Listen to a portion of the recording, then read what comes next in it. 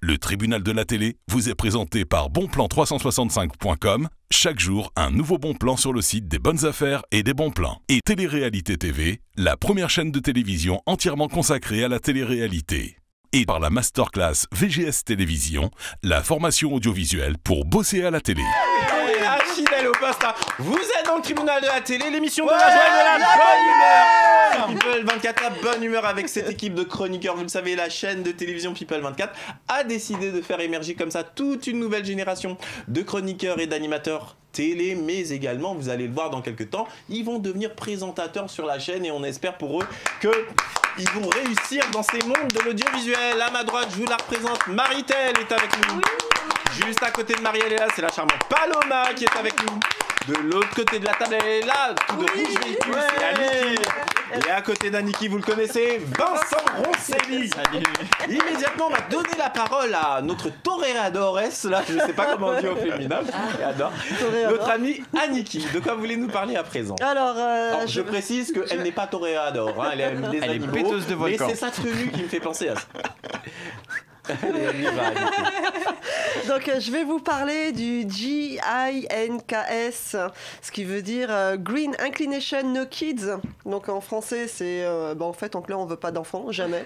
Non mais c'est fou, j'ai vu ce mouvement qui commence à naître là sur cet article sur Paris Match, mais c'est impressionnant parce que du coup, on dit en clair, il faut plus faire d'enfants parce que alors, c'est beaucoup trop. Je crois que je suis arrivée sur une autre planète. Non mais expliquez-nous en détail pour que les téléspectateurs comprennent bien ce mouvement. Alors il y a Edith Vallet qui est auteure de Pas d'enfants dit-elle, donc qui fait partie justement des femmes qui assument qu'ils veulent pas du tout avoir d'enfants, parce qu'elles disent qu'elles craignent de faire une surpopulation.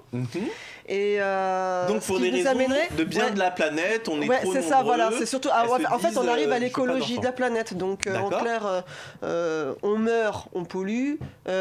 Si on fait un enfant, on ajoute un nouveau consommateur. Ce qui est vrai par ailleurs. Voilà. Et donc ça parle des nanas qui racontent leur vie en disant voilà, moi je me suis fait stériliser, je suis super heureuse. Ah ouais. Un homme raconte je me suis fait une vasectomie et je suis très heureux. Déjà un enfant, c'est pas grave. Vraiment. C'est délire, quoi. Mais c'est du délire complet. Donc en clair, il faut faire une décroissance sur l'espèce humaine pour sauver la planète en clair. Donc avec tous les produits qu'on se sert, que ce soit pour faire manger les enfants, parce que l'enfant il pète, parce qu'il fait caca, parce qu'on crée beaucoup trop de CO2, parce que il y a beaucoup trop de parce que, trop de pourquoi. Mais non mais c'est un sujet extrêmement intéressant. C'est hyper compliqué quoi. Moi au début je suis comme tout le monde, je me dis oh là là, c'est un peu comme vous savez pendant toutes ces années quand il y a eu l'enfant unique en Chine et au final ils ont permis que les femmes aient un deuxième je pensais un deuxième enfant. Et voilà, et eu un deuxième enfant. Au début, je me dis, c'est quoi ces sujets? Mais au final, quand on regarde la production mondiale, comment est-ce qu'on tire les ressources jusqu'à l'extrême et qu'on se dit que dans 50 ans, on va passer pratiquement à 10 milliards d'habitants, on se dit, waouh, comment est-ce qu'on va faire justement pour garder, parce que 10 milliards d'habitants, dit plus de consommateurs, plus d'animaux à manger, etc., plus de végétaux, etc., etc. Moi, j'avoue que je suis perplexe par rapport à ça, parce que je pense que la vie humaine, on est là pour se reproduire aussi, c'est naturel, c'est physiologique, mais c'est terrible. J'arrive à comprendre, Vincent, les gens qui, dans leur tête, se disent « Ah ben moi, en plus, le monde qui arrive, je suis désolé, mais il fait pas forcément plaisir. On se dit qu'il va être plus dangereux que ce qu'on a connu avant. » Je sais pas, qu'est-ce que vous en pensez, Vincent? Je sais pas pourquoi ils pensent à ça, parce qu'aujourd'hui, actuellement, il y a le coronavirus qui tue des personnes, et voilà, donc il peut y avoir moins de personnes après, on sait pas, on est qu'au début. La grippe tue plus de personnes que ce fameux coronavirus. Oui, non mais exactement, le coronavirus, c'est la grippe française qui tue plein de personnes, donc bon, sur ça, il faut pas paniquer. Et puis en plus, avec le réchauffement climatique, on va avoir de plus en plus de maladies. Est-ce que je peux vous raconter une anecdote complètement terrible à propos de ce virus, le coronavirus? Vous l'avez eu. Écoutez bien, j'étais dans le métro. Ce que je vais dire là, vraiment, la communauté asiatique, je leur tire mon chapeau et je leur tire mon respect. Parce que vous avez vu que dans les médias, ils ont commencé à parler beaucoup de racisme anti-asiatique. Et franchement, ce qu'ils subissent, c'est terrible. J'étais dans le métro et à côté de moi, il y avait un monsieur asiatique qui était là, qui était assis. Et tout d'un coup, il a toussé, les amis. Il a toussé. Je vous jure que j'ai vu le regard des gens autour. Je vous jure. Ce serait arrivé à quelqu'un d'autre, j'aurais dit... je l'ai vu, il est à côté de moi. Le mec a toussé et les gens autour, je vous jure, il y a eu comme une bulle d'air qui s'est mise. C'est trop bien, tout d'un coup, il y avait de la place. Oh là là, je me suis dit, bordel de merde. Je me suis dit, purée. À côté de toi dans je le me suis métro, dit, mais les mal. pauvres Asiatiques, mais ce qu'ils vivent actuellement, c'est chaud. Mais je vais être très honnête. J'étais aussi mal à l'aise pendant quelques instants parce que vous savez, c'était au tout début du truc. Je me suis dit, qu'est-ce que je fais ? Je change de place, et je me suis dit, non, t'as pas le droit. Mais de toute façon, t'as pas le droit. Mais oui, mais on est d'accord. C'est un autre sens. Oui, quelqu'un qui est blanc peut l'avoir. Non, mais on est d'accord, mais l'être humain a son fonctionnement et je dirais sa stupidité aussi. Ouais. Et on a un réflexe, merde, et s'il était mal, et si, alors que ça n'a bien évidemment, et maintenant on le sait mieux avec le recul, hein, parce que c'est vrai que je le reconnais volontiers, c'était il y a à peu près 15 jours, 3 semaines. Donc quand vraiment on s'interrogeait encore beaucoup plus sur ce vaccin, et avant qu'il y ait eu des équipes médicales qui ont laissé entendre qu'elles trouveraient, alors d'ici 2 ans c'est long, mais qu'elles trouveraient une solution. Mais voilà, donc je voulais vous partager cette anecdote. Oui, c'est triste, mais au moins il aurait eu de la place pour son voyage dans le métro. Moi je suis pour ça, mais ouais, non, c'est triste. Non, en vrai c'est triste. Et j'ai vu un hashtag aussi, alors je suis désolé, sur les réseaux sociaux, une photo de quelqu'un qui mettait qui disait la communauté maghrébine est enfin rassurée de vous transmettre à la communauté chinoise alors je sais plus c'était quoi le terme employé, mais le brevet des gens les plus fuis, ou je sais plus quoi, enfin j'ai plus le mot exact, mais la manière dont c'était fait c'était comique, mais c'est terrible, mais c'était vaut mieux en rire qu'en pleurer, comme vous dites. Bon, en tous les cas, moi je voudrais savoir. Attendez, vous n'avez pas y échappé comme ça. Moi, je voudrais tous vous questionner. Paloma, ce mouvement qui consiste à dire, moi, je veux pas d'enfant de toute ma vie. Est-ce que vous êtes là-dedans également ? Moi, je m'en fous complètement. Je vais pas suivre les gens. Je fais ce que je veux. Je suis grande, majeure et vaccinée. Mais est-ce que vous aurez cette envie de maternité, ou vous savez pas ? Là, tout cela maintenant, non. Mais franchement, je me vois pas non plus seule. Je veux donner, procréer, donner la vie, une petite princesse ou un petit garçon, je sais pas. Un petit chat. Ou un petit chat. Mais proche du micro, Paloma. Mais franchement, je ne vois pas non plus me dire non, je veux pas d'enfant. Je sais pas, je verrai. D'accord. Alors je voudrais entendre également Marie sur ce sujet. D'abord, qu'est-ce que vous pensez de ce mouvement ? De ce mouvement-là, c'est tout extrême est toujours très mauvais. Là, c'est vraiment les extrêmes. Qu'ils aient ces idées-là, je trouve ça bien de créer un mouvement. Ça veut dire commencer à imposer des choix à des gens. Et en plus, ça n'a aucun sens dans le sens où ça va à l'encontre de la nature. Et à un moment donné, il faut accepter la nature telle qu'elle est. Si la personne ne veut pas d'enfant, c'est son truc. Maintenant, de là à faire un mouvement et dire qu'il y a une surpopulation, machin. Enfin, de toute façon, si on écoute tout le monde, il y a toujours un problème. Mais c'est marrant parce que quand on alors, vous savez qu'il y a eu aussi, suite à ça, des thèses complotistes, etc., etc. Des gens qui commencent à dire il va y avoir une guerre bientôt parce que mécaniquement les gens ils vont vouloir réduire. J'ai entendu aussi en Afrique, comme la population va doubler, il va y avoir une épidémie de je sais pas quoi fomentée par des la théorie du complot. Enfin bref, on voit vraiment beaucoup de choses sur le net. Vincent, j'ai pas eu votre sentiment sur ce mouvement. Moi c'est toujours pareil en fait, c'est toujours la façon qu'on consomme en fait, comment on consomme. Moi par exemple j'ai un enfant qui a 5 mois, on lui a acheté des vêtements neufs, mais on évite en fait, on prend surtout des vêtements de seconde main, voilà, déjà ça, c'est une production en moins. C'est toujours pareil, comment on fait, comment on consomme, comment c'est se poser des questions. Après il y aura le nombre de personnes qu'on sera plus tard. Ça, c'est sûr qu'il va y avoir un couac, puisque niveau augmentation, on va être plusieurs. Il faudra peut-être passer aux légumes, arrêter la viande, changer nos habitudes, quoi. Excuse-moi. Non. En fait, ce que je remarque, moi, dans ces petits courts moments de notre vie, si on les écoute, alors... on fait plus de gamins. Hein. Voilà, c'est ça. On mange plus de viande, on n'a plus d'animaux, on porte plus de fourrure. En fait, on fait plus rien. Donc l'espèce humaine, elle est complètement foutue. Comme j'ai dit, avec AI, l'avenir incertain, c'est fini, c'est bon. Allez. On renonce à qui on est. Ah ouais, c'est Vous ça, on partagez renonce ce à point de l'espace vue, humaine. Marie. Ouais, carrément. Enfin, décidément, non, mais à chaque fois. Quitte à radical, quoi. Mais en fait, je me remarque pour tout et rien, ça va à la boîte de conserve, au supermarché, ça va au truc. Bon, maintenant, ça va être le coronavirus. Y a les je comprends tout à fait parce que je suis la première. Je me dis, attends, la surproduction de papier imprimé pour rien, ça ne sert à rien. Mais à ce moment-là, demain, c'est pareil, je prends plus l'avion parce que mes chevilles vont éclater. Si je vais trop chez le médecin, je vais avoir un problème. Mais si je vais pas chez le médecin, l'homéopathie, je vais avoir un problème. Si je mange de la viande, j'ai un problème. Si je mange du poisson, j'ai un problème. Si j'achète des cookies en boîte, j'ai un problème. Si je vais sur telle application, j'ai toujours un problème. Mais comment on fait pour quand même influencer notre environnement? Parce que regardez, justement, moi je comprends votre point de vue, hein, mais je me fais exprès de mettre non pas l'avocat du diable, mais une sorte de défenseur de la planète comme ça. Regardez face à ça, que dit Donald Trump?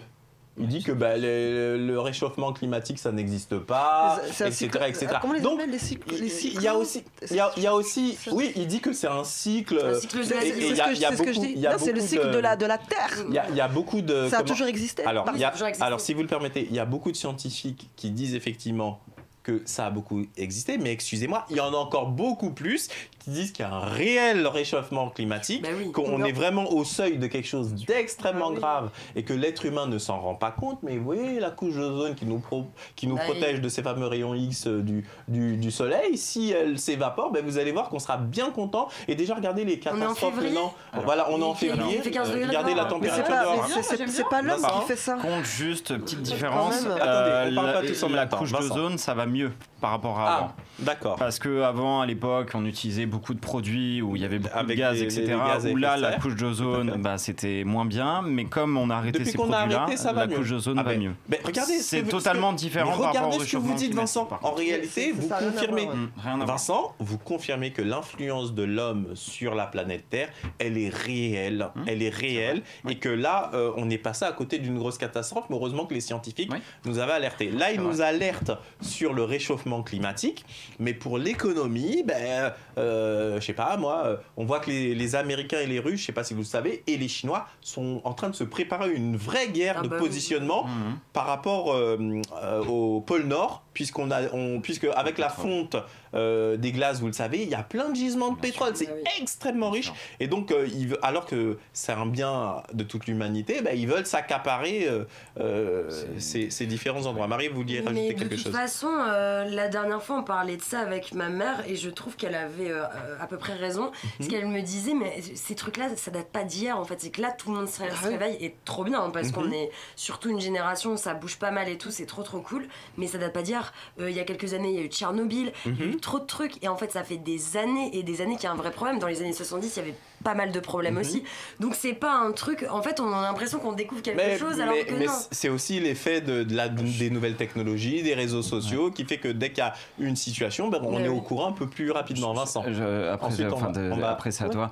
Désolé. Oui, et maintenant, il y a des pays aussi qui montrent le bon exemple. L'Allemagne, ça fait depuis plusieurs années quand même qu'ils ont des gestes simples, simples, comme par exemple ramener vos bouteilles dans les supermarchés pour les recycler. Ça fait un moment qu'ils sont mis en place et que nous, en France, on prend beaucoup de temps à faire des choses plus simples. Et ça, c'est quand même dommage. Là, par exemple, récemment, ils ont baissé les tarifs des billets de train pour éviter que les gens, justement, prennent trop l'avion. Attention, je suis pas un 100% écolo puisque forcément je pollue. Je dis juste que des petites actions qui seront mieux, ça peut être bénéfique. Voilà, des petites choses simples. D'accord. Annicky, vous vouliez rajouter quelque chose? Ensuite, on va clôturer c'était le juste débat. sur le climat, donc, mais c'est le climat, c'est pas l'homme qui amène en fait, qui apporte ce changement. C'est pas possible. Comment l'être humain peut, à lui tout seul, une espèce à elle toute seule, changer un climat d'une planète comme la nôtre? C'est pas possible.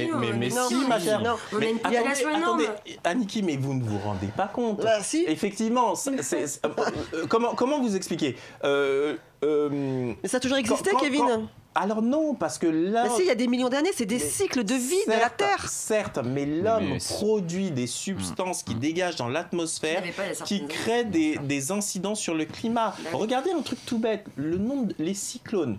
Vous savez que en partant sur, vous savez, cette mer qui va des Caraïbes jusqu'au sud-ouest des États-Unis, qui touche la Floride, etc., il y a toujours eu des cyclones là-bas. Mais les derniers cyclones, vous avez vu la puissance qu'ils ont? Parce que quand il y a ce différentiel chaud et froid, mais ça crée des dégâts. Et le réchauffement climatique est en train de créer des dégâts qui vont être irréversibles. Mais les gens, il y a beaucoup de gens qui en ont conscience, des scientifiques, etc. Mais il y en a qui, au profit de l'économie, ne veulent pas voir cette réalité. Et moi, c'est ça qui m'agace, Marie. Et à tel point que c'est quand même l'homme qui saccage la planète, entre guillemets. Enfin, c'est nous tous. Parce qu'en fait, ils ont même enregistré des animaux. Ils montraient l'avant et l'après. Parce qu'avant, par exemple, la mer était un peu plus safe et nettoyée. Et là, tout le monde met les déchets et ça y va de... Regardez toutes les baleines. Et en fait, ils ont montré vraiment un poisson, par exemple, qui était bleu à la base et comme ça, est devenu limite un tétard orange. Mais c'est vrai, et à cause de quoi? Parce que la pollution, et là ça dépend. Ça, je suis d'accord. Et c'est pas le climat. Je suis d'accord que tout ce qui est dans les fonds marins, tout ça, oui, ça c'est les hommes, c'est l'homme qui jette. Grâce aux êtres vivants. Mais je trouve ça trop facile qu'on balance disant que c'est l'homme de toute façon qui est en train de foutre en l'air la planète. Mais attendez, vous savez c'est quoi la plus belle des réalités? C'est qu'en réalité, la planète, elle sera encore là après nous. Je vais vous donner un exemple tout bête. Regardez ce qui s'est passé avec les dinosaures. Il y a eu un météorite qui est arrivé et qui, du jour au lendemain, a enlevé... Il y en a qui sont restés vivants, les petits dinosaures. Du jour au lendemain, a enlevé toute vie de type dinosaure, etc. Ça s'appelle adaptation. Voilà, et il y a des scientifiques qui disent que on est effectivement dans un cycle où ça va arriver à nouveau. Pourquoi alors je vais vous paraître complètement dingue, mais pourquoi vous croyez qu'ils envoient des missions vers Mars et tout ça pour commencer à aller voir s'il y a une planète B, etc. Parce que l'homme, pour moi, je pense qu'on sera un espèce de voyageur de l'espace où on va aller quand je vous dis ça, ça peut paraître rigolo aujourd'hui, mais quand on regarde, par exemple, ce milliardaire américain Elon Musk, le fondateur de Telsa et qui était aussi le patron de eBay, qui l'avait créé à l'époque, quand vous regardez bien, son objectif c'est d'aller coloniser Mars et de créer des stations. Il y aura des émissions. Il y a déjà plein de volontaires qui voudront aller vers ces différents endroits. Et ce qui aujourd'hui nous paraît complètement ahurissant, je vous jure que c'est demain. C'est pas dans 1000 ans. C'est dans quelques dizaines d'années, j'allais dire centaines d'années pour y habiter, mais dizaines d'années pour que l'homme aille réellement sur Mars, etc. C'est ahurissant. Vincent, vous vouliez rajouter quelque chose? J'ai vu un documentaire avec ma compagne la semaine dernière qui était plutôt pas mal, qui expliquait comme quoi la nature aussi commence à se défendre face au réchauffement climatique. Je vous explique. Le corail en Australie, par exemple, il faut savoir qu'avec l'augmentation de la température de l'eau, rejette des particules qui sortent de l'eau et qui, en fait, cette chaleur crée quoi? Crée des nuages et donc là, il pleut et c'est pourquoi? C'est pour limiter la température de l'eau. Donc même la nature commence à se préparer, sait qu'il y a un changement et essaye de se défendre. C'était très intéressant. Écoutez, en tous les cas, vaste débat. On va rester sur ça en conclusion parce que ça nous redonne un peu de baume au cœur et d'énergie. On a été loin sur ce sujet, mais je pense que ça en valait la peine. Immédiatement, c'est un jingle et on donne la parole ensuite à notre ami Vincent. C'est parti.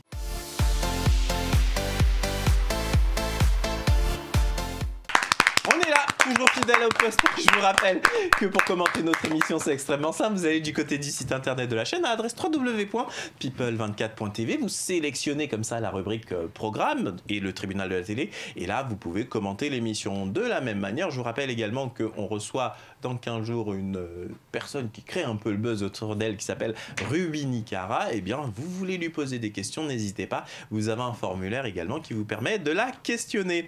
Immédiatement, la parole à notre ami Vincent. Vincent, de quoi vous voulez nous parler?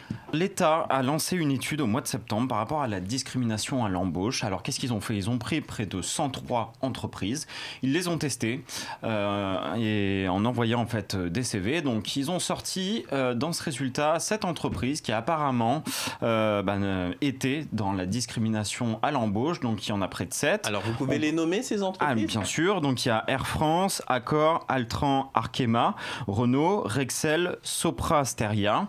Donc ils ont pris petites entreprises. C'est pas des petites entreprises. Exactement. Donc, ce qui leur reproche en fait par rapport à la discrimination à l'embauche, c'est qu'ils disent que le taux de succès d'un candidat qui a un nom maghrébin, eh ben, il aura près de 9,3% d'être pris par rapport à un Européen où on est sur un résultat de près de 12,5%. D'accord.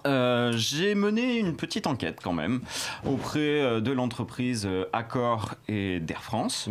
J'ai voulu savoir si c'était vrai. Voilà, je me suis renseigné donc auprès d'une ancienne personne en fait qui était chez Air France, qui faisait les recrutements, Yvette Fresnon. J'allais vous dire de nommer la personne. Voilà, Yvette Fresnon. Quel était son rôle précisément? Alors, son rôle, elle a commencé comme PNC. Après ça, elle a été chef de cabine. Elle a fait les formations et les recrutements chez Air France à la fin de sa carrière. D'accord. Elle n'a jamais, en tout cas pour sa part, eu de mots de sa direction disant qu'il fallait discriminer les gens qui arrivaient par leur nom ou leurs origines. Au contraire, le but d'Air France, c'est l'ouverture. Et justement, la culture n'a rien à voir là-dedans. On veut juste des personnes qui sont prêtes à être employées. J'ai également contacté une PNC qui bosse actuellement chez Air France, je ne dirai pas son nom parce qu'elle n'a pas voulu que j'en parle. En tout cas, j'ai voulu avoir son ressenti. Est-ce que c'était vrai? Est-ce que pour elle, il y avait moins de Maghrébins que d'Européens? Elle m'a dit pas du tout. C'est pas du tout la culture de l'entreprise et on s'en fiche royalement. Ce qui me paraît un petit peu bizarre aussi dans ce test, en fait, c'est qu'il vous parle de CV qui ont été envoyés spontanément. Il faut savoir que dans le métier de l'aérien, par exemple, vous avez des séances de recrutement. Vous passez par un site pour des dates bien précises. C'est-à-dire que les personnes qui envoient des candidatures ils ont envoyé des candidatures spontanées, mais peut-être que dans ces candidatures, il manque des critères. Par exemple, dans le milieu aérien, il y a certains critères quand on veut devenir PNC. Chez Accor, j'ai contacté des personnes également qui sont des responsables et même assistantes. Vous pouvez nommer quelqu'un, des personnes? Vaut mieux pas pour toujours votre enquête? pas, non, mais en tout cas, c'est du sérieux. Voilà. D'accord. Un Nicolas et une autre qui est assistante qui n'a pas voulu parce que sa responsable RH n'était pas là et je l'ai fait le jour de l'enregistrement. Chez Accor, ça fait depuis plusieurs années en fait qu'ils sont contre la discrimination. Il faut le savoir, ils ont leur partie écologique. Hôtels, si jamais ils font de la discrimination. Ils sont sur planète. C'est pas qu'il y a un problème, c'est que leur image, ce serait compliqué. Il y a le côté discriminatoire et il y a le côté écologique également. Donc ils sont là-dessus et pour eux, au contraire, ils sont ouverts à n'importe quel type de personnalité, que ça soit toujours pareil, culture ou origine. Parce que vous savez pourquoi? En fait, on s'en fiche de ça puisqu'il manque du travail dans le secteur de l'hôtellerie-restauration. Donc, quand il y a un candidat qui se présente, on le reçoit en fait. On s'en fiche totalement de ses origines. Mais Vincent, qu'est-ce que vous essayez de nous dire? Est-ce que vous essayez de nous dire que l'étude faite par le gouvernement est erronée? Elle n'est peut-être pas erronée puisque je vous ai juste parlé de deux entreprises, Air France et Accor. Les autres entreprises, je ne sais pas. Mais en tout cas, c'est quand même une étude très particulière puisque les personnes chez Air France, j'en ai contacté 2. Chez Accor, j'en ai contacté 3. Et en aucun cas, on m'a parlé d'origine. Et bon, petite anecdote, ça c'était il y a très longtemps. Je travaillais dans l'hôtellerie-restauration. Pour moi, j'ai vu plein de Maghrébins avec moi au travail, et notamment chez l'entreprise Accor. Donc, je peux également confirmer que c'est faux sur ce principe-là. Après, les autres entreprises, je ne sais pas. Je laisse le doute. Mais voilà, je pense qu'il faut relativiser un petit peu ces résultats. Et de temps en temps, il faut un petit peu plus s'informer. D'accord. Tout d'abord, mon cher Vincent, je vous applaudis parce que je trouve que vous avez été complet et précis. Mais comme vous le voyez, je souris. Je suis désolé, mais vous voyez, j'ai une certaine couleur de peau. Et je vais dire quelque chose qui n'est pas politiquement correct. Mais tant qu'on n'a pas été confronté au racisme, ça, on ne peut pas comprendre. On ne peut pas. Vincent, laissez-moi aller jusqu'au bout. Moi, je suis très heureux en France. Je trouve que c'est un merveilleux pays. Les gens qui crient ouais, au racisme, les Français sont racistes, je dis allez dans d'autres pays et vous allez voir comment ça se passe. Donc moi, je tombe pas dans ces clichés-là. Clairement, je vous le dis, Vincent. Mais malheureusement, tout en vous disant ça, mon cher Vincent, je vous assure que le racisme... Oui, bien sûr, il existe. Non, mais qu'il existe, c'est une évidence. Mais il existe dans tous les sens. Vous allez en Afrique noire, il y a du racisme aussi contre les blancs. Moi, je veux pas généraliser et dire que le racisme ne va que dans un sens. mais précisément par rapport à l'emploi. Et là, il faut bien comprendre ce qu'a fait le gouvernement, c'est que, qu'est-ce qui s'est passé? Vous avez eu des associations comme SOS Racisme qui ont commencé à faire plein de testing, ça avait commencé par les boîtes de nuit à l'époque et tout, pour voir qui rentrait, qui ne rentrait pas. Et partant des testings qu'ils ont fait en boîte de nuit, eh ben, au début, c'était pas reçu par les tribunaux. Et bien après, ça a commencé à être recevable par les tribunaux. Ça a basculé aussi au niveau du travail. De quoi s'agit-il? Ils envoient des CV, bidons certains, mais avec des noms à consonance très française. Vincent, permettez-moi de terminer, je vous ai laissé être très très long, mais au moins pour que ce soit, que votre expression soit libre, hein, comme on l'est ici dans le tribunal de la télé. Donc ils ont fait des tests en prenant des noms à consonance très française, classique, et des noms à consonance maghrébine, à consonance africaine. Et Vincent, je vous assure que c'est naïf que de croire, moi je suis employeur, je vous jure que c'est naïf que de croire que des employeurs, quand ils reçoivent des CV à compétence égale, vous voyez, je ne dis même pas moins compétent ou pas compétent, à compétence égale, malheureusement, il y a réellement une différence où les employeurs vont prendre des noms à consonance française. Donc moi, en réalité, ce que vous dites et ce que dit l'étude n'est pas contradictoire. L'étude faite...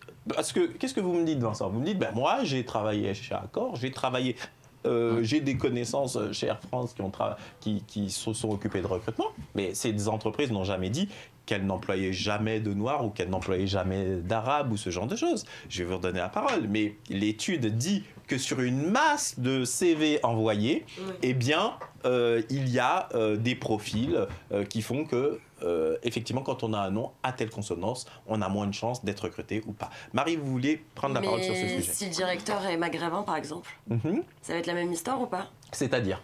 Bah parce que là, en fait, j'ai l'impression qu'à chaque fois, c'est un débat qui tourne en rond parce qu'à chaque fois, on parle de tout ça, ce qui est super vrai. Mais j'ai l'impression que les gens, quand ils pensent ça, c'est que le directeur est forcément français ou blanc. Mais il y a plein de directeurs maghrébins. Mais attendez, il y a des directeurs mais ce que vous dites est vrai. Mais attendez. Là, on parle de l'entreprise. C'est-à-dire que, qu'est-ce que je viens de vous dire? Je vous ai dit que ces entreprises, quand elles reçoivent un CV donné, eh bien, elles se mettent, statistiquement, il a été constaté que quand une personne a un nom qui est à consonance africaine ou à consonance maghrébine, eh bien, a statistiquement moins de chances qu'une personne qui a un nom à consonance française. Ça ne veut pas dire que c'est le racisme absolu, mais ça veut dire qu'il y a quand même une forme de discrimination. Et là, Vincent, ce sont des statistiques, c'est des chiffres officiels qui, de mon point de vue, faits par le ministère, ne peuvent pas être remis en cause. Forcément, je suis d'accord avec vous. Il y a de la discrimination à l'embauche dans certaines entreprises, ça c'est sûr. Il y a des enquêtes qui ont été faites, des reportages qui ont été faits. D'accord.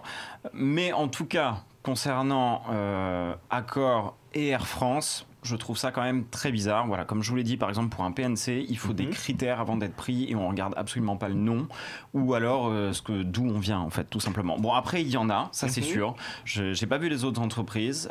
Mais voilà, je fais place au doute. Vous avez raison de douter parce que nous sommes ici dans le tribunal de la télé et chacun donne son point de vue.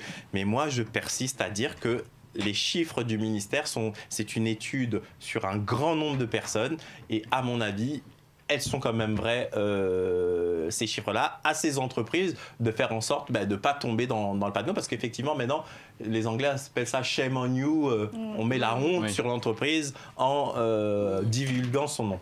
Immédiatement, un petit jingle et on passe à un sujet un petit peu plus léger avec notre ami Paloma. C'est parti.